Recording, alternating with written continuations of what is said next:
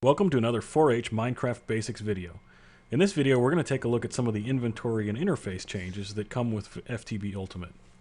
The first change that you'll notice is that when you're in game and you open up your inventory, you now have a whole bunch of stuff over here on the right. And then you've also got this text entry box in the bottom, an option button on the left, and this item subsets thing here right at the top. This is called Not Enough Items, or NEI. And the easiest way to use this is to just go ahead and use the search at the bottom and then the item list on the right. So for example, I will type in gear and it shows me all of the things that have either the word gear in their name or gear in their descriptive text underneath. Once I've picked an item, and I can do this either on the list on the right or in the list in my inventory, when I hit the R button over the top of it, it brings me up the recipe and shows me what I need to do in order to craft that. Or alternatively, if I hold my mouse over that same item and I hit the U button, what it does is it shows me where that item is used in which other recipe. So here, for example, a wooden gear is used with cobblestone to make a stone gear. The other thing that I can do is at the bottom here where I typed in the word gear, if I double click that, you'll notice it gets a gold outline. And then what happens is it highlights any place in my inventory where that item is. So for example, if I type cobble, it'll now show me cobble. If I type coal, it'll highlight the coal. So it makes it a lot easier to find things. And as you'll see later on, especially when you start getting things like obsidian chests and diamond chests, you'll have an awful lot of space in your inventory.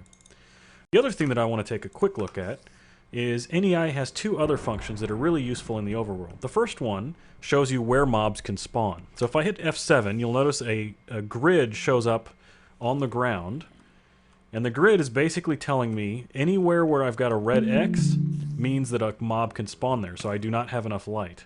So for example, here I've got a torch, and that torch light reaches all the way to here, and then there's the red X is right here. I see I've got a skeleton chasing me. But if I put down a torch here, all the red X's go away because now I've lit up the area just enough. So let me go ahead and take care of that skeleton.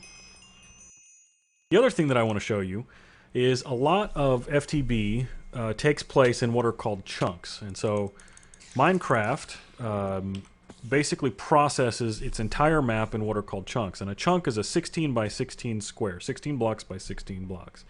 This particular quarry that I've got right here, and I've got a quarry running, this quarry is processing 4 chunks. And now let me go ahead and hit F9.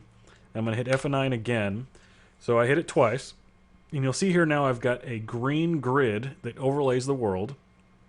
And as I move from this, so the green grid is basically outlining one chunk. So I'm in one chunk, and as I pass through to the next one, now it's showing me the next chunk. And you'll notice that my quarry is exactly within a 4-grid area.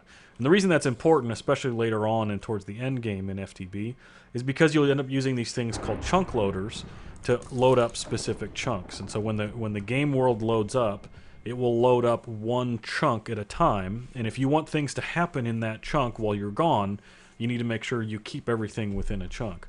So one of my recommendations, especially if you're starting out, is as you start building your town or your house, make sure that you keep it within chunk limits. And so as you expand, so build within one chunk and then expand, and as you expand, build within another chunk, rather than kind of simply building willy-nilly.